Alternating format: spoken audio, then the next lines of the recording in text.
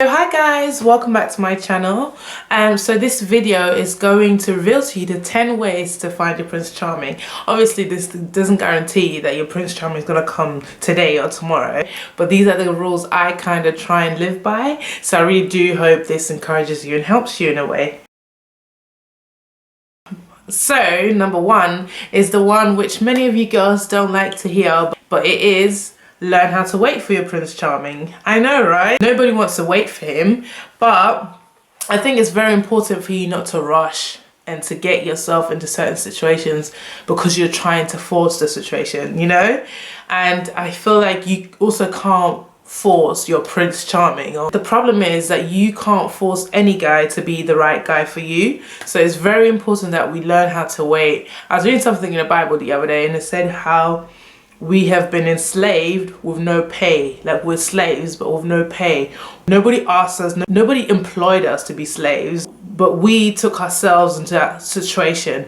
And I feel like a lot of the times it's like that with relationships. Like, the guy hasn't asked you to commit to him, he doesn't want to commit to you, you have put yourself in that situation. Because I do feel like a guy only treats you the way you allow him to treat you. So a lot of times I witness girls like enslaved in relationships and they really can't get out of it and it's really bad for them, and like the guy is showing them no signs of love, affection or commitment, and they're stuck in it. And it's like being a slave with no pay. Like, you're doing everything that a slave is supposed to do, you're doing everything that a wife or a girlfriend is supposed to do, but you're not getting nothing in return. Why? Because like the guy never asked you to be that. You just took it upon yourself to be that to him, and he actually doesn't owe you anything. I know that sounds harsh, but that's the problem. Sometimes if you don't wait and you just want a guy so badly, you're just willing to settle for anything, which is actually one of the other points, but yeah. So number two, which I think praying for the guy that you want or you're waiting for is so crucial, because I feel like if I meet a guy, I look at him with my human eyes, and my human eyes can't even look beyond his looks. Literally, that's literally what it is. I can maybe, as time goes on, I can figure out, what he's about and whether he's a nice person or not. And sometimes you ain't got the time to wait for his actions to show, so it's really important to pray and for God, so that God will reveal his true character to you, whether it's a character that suits you or there's a character that doesn't, and trust me, when I was young, I always used to pray about that. Like, I wasn't that spiritual or anything, but whenever I started dating, I always say that prayer: God, if he's for me, fine. If he isn't, let something happen. And without fail, guys, something always happened. And I was so mad at God afterwards. And my friend was like, girl, it's your fault. You said that prayer. So if he isn't for you and, he broke up or whatever, you guys broke up, then why are you complaining? But yeah, so it's important to pray.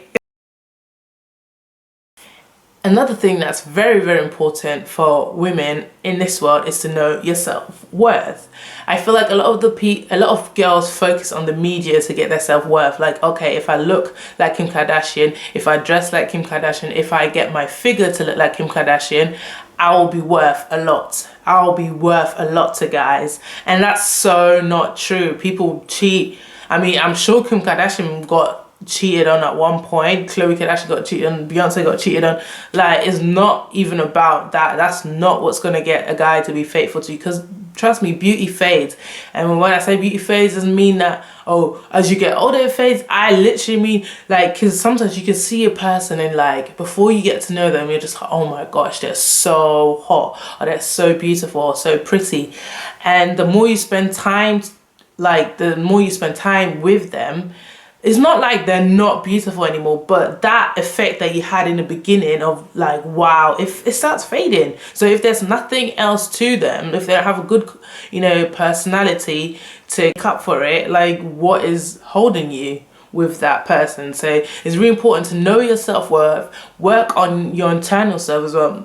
Trust me, I'm not a person that doesn't, I like to look a certain way. I like to, get dressed up and, you know, look dressed up. That's not what I'm saying. But I also try and work on my personality. Obviously I'm not perfect, starting to work on myself, but I have come a very long way when it comes to self-worth. I've never had self-worth before.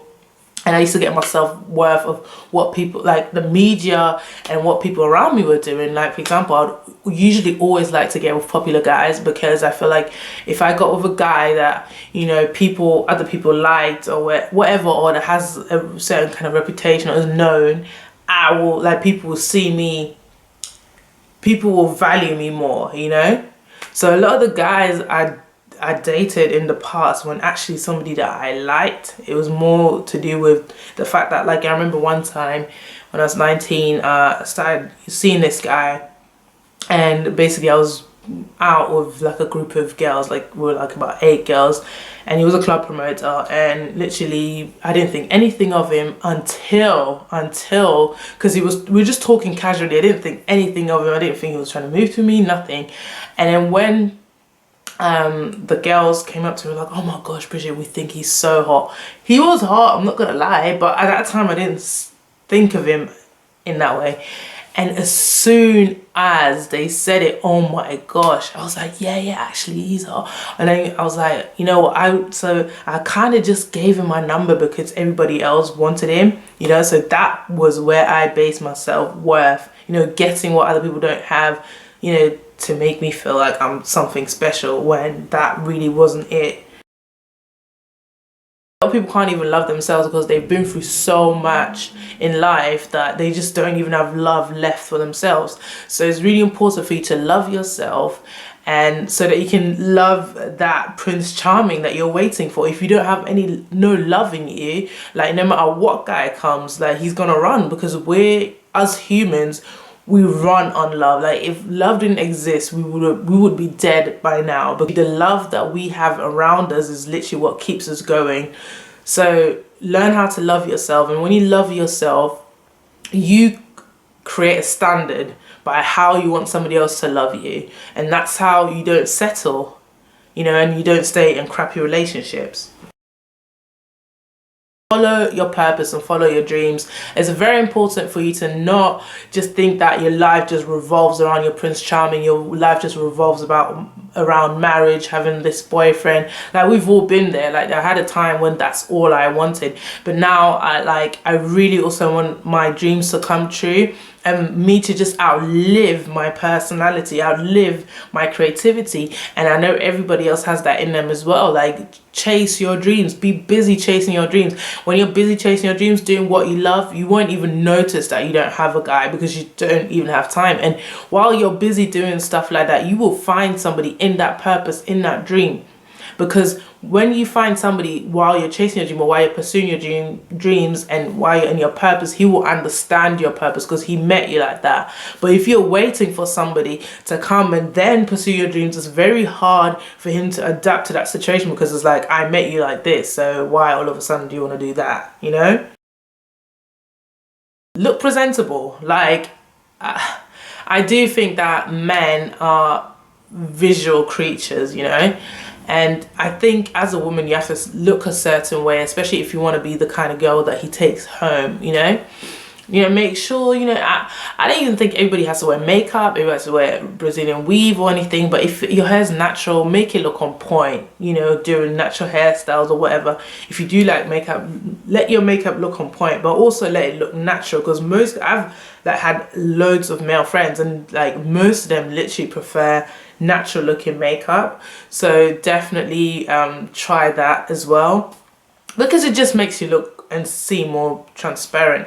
And there's nowadays, even if you like a lot of makeup or you feel like you need a lot of makeup, there's so many tutorials on YouTube that can make it still look nice and, I don't know, more natural looking, as to literally painted on and everything.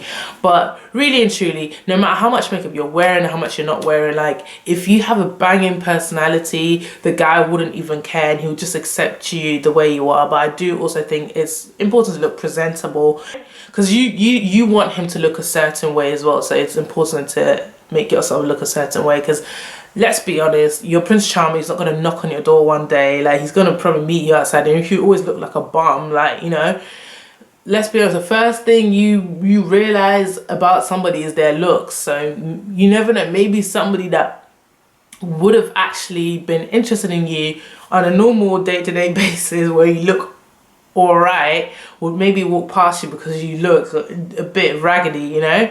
Like, ain't nobody saying anything about those raggedy days. I had them when I was in uni, and to be honest, my uni girls, you are excused, okay?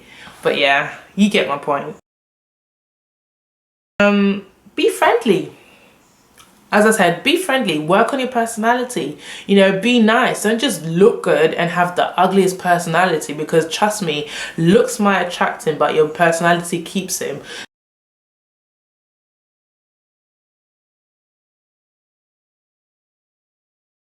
And number 9 is be confident, girl. If you're not confident, ain't nobody gonna be confident for you. Like, literally, guys don't really like insecure girls, and if you find a bad guy, he's probably going to use your insecurities against you, knowing that he knows you're insecure, he knows you don't think you can do any better than that, so he's going to keep playing you, you know. So you need to be confident, you need to value yourself, not to stay in certain kind of relationships. I'm sorry, excuse my facial expressions, but I'm just like, I'm sorry, have you seen me? It's not even about my looks or anything, but have you seen the worth of me?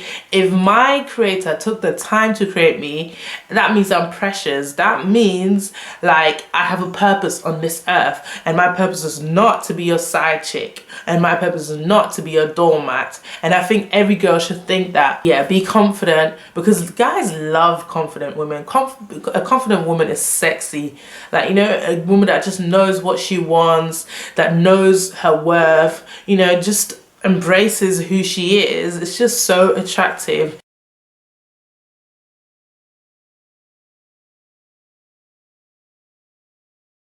The last one is, I feel like so many women always want a guy and you don't even have a reason why.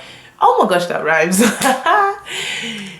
But yeah, it's like you want a guy, you don't even know why you need a guy, and it's like you don't even know the purpose of what a woman is supposed to be a guy, and that's why most of your relationships fail. You know, you like a woman and a man together is not just for fun, you know.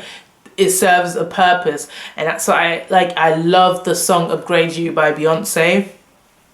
And the other day I was actually listening to the lyrics, and she was just promising her husband what she was going to be to him. She's going to help upgrade him, you know, she's going to upgrade him. And that just stood out to me, the word upgrade. Like, you cannot upgrade something that's not there. Like, when people tell you I'm going to go and upgrade my phone, it's because they already got a phone, so they're now going to upgrade it and get a better one. Like, if you are with a guy and there's nothing about him to upgrade, you're not the right person for him. He needs to get himself together, you know, first, so that he can find a helper to help him upgrade himself, you know. So it's very important for us women to realize some guys are better off single right this moment. It's better for you and him, you know, because you as a woman, you're a helper. A helper doesn't mean that you flip and put his life together. Like, you're not his creator, you're not his mama. Like, you know, you need a guy that already has his life sorted out but needs help to get to the next step.